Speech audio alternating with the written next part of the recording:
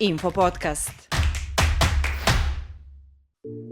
Dobar dan svima, pratite novu epizodu Info Podcasta. Ruski naučnici sa instituta Gamaleja su pronašli vakcinu koja leči rak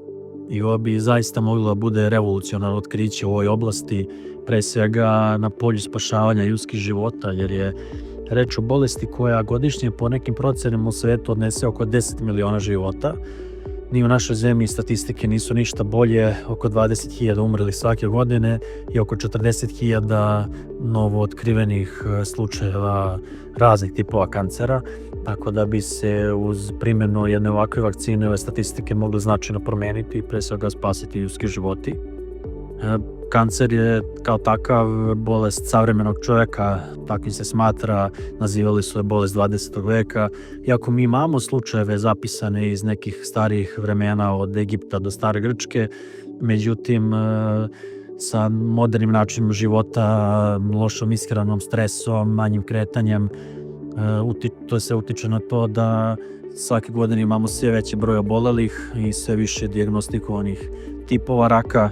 tako da to sve utiče da te statistike, kao što sam rekao, budu jako loše, a dosadašnji načini lečenja poput hemioterapije, nekih drugih lekova, uglavnom nisu bili dovoljno efikasni i često su ostavljali ozbiljne posljedice na same pacijente, tako da bi jedan ovakav način lečenja kao što je vakcina, koji bi po najavama mogu biti izuzetno efikasan, najefikasniji lek protiv lečenja ove bolesti, mogu nepovratno da promijeni stvari u toj oblasti. Ono što do sada znamo o vakcini jeste da ona nije kao neke tipične vakcine da se daje preventivno, već se daje pacijentima kod kojih je već dijagnostikovana bolest i pravi se personalizovana vakcina za svakog pacijenta pojedinačno i tu će se, kako je najavljeno, koristiti veštačka inteligencija da pomogne da se taj proces pravljenja vakcine za svakog pacijenta pojedinačno od više meseci trajanja svede na jedan jako kratak period, a kod ove bolesti vreme je izuzetno važno, tako da će to biti jedan jako bitan faktor. Vakcina se sama po sebi pokazala jako efikasnim u testiranjima na životinjama, kažu da je 100% efikasnost lečenja,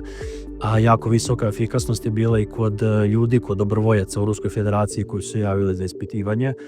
Ona još uvijek nije krenula u opštu primjenu u medicini, ali se to očekuje uskoro po nekim najavama. I Srbija je, da se pohvalimo, jedna od prvih zemalja, ako se ne varam i prva pored Ruske federacije, koja najavila će koristiti ovu vakcinu i to može bude jako dobra stvar. Već se govori o tome, o slanju naših delegacija u Rusiju, naših zdravstvenih radnika koji će se pripremiti upoznati sa ovom vakcinom, sa načinom rada i pripremiti posle terena u našoj zemlji za primjenu ove vakcine. Po najavama trebalo bi da bar u prvoj fazi pacijenti vakcinu primaju u Ruskoj federaciji, a nakon nekog izvesnog vremena da možda i taj deo rade na teritoriji Republike Srbije, pa još dodatno skrate vreme pacijentima do primanja same vakcine i na taj način im još dodatno olakšaju lečenje. Vidjet ćemo kakve će konačne analize biti i kada će ona početi da se primenjuje. U svakom slučaju se pripremamo za to i dobro je interesovanje naše zemlje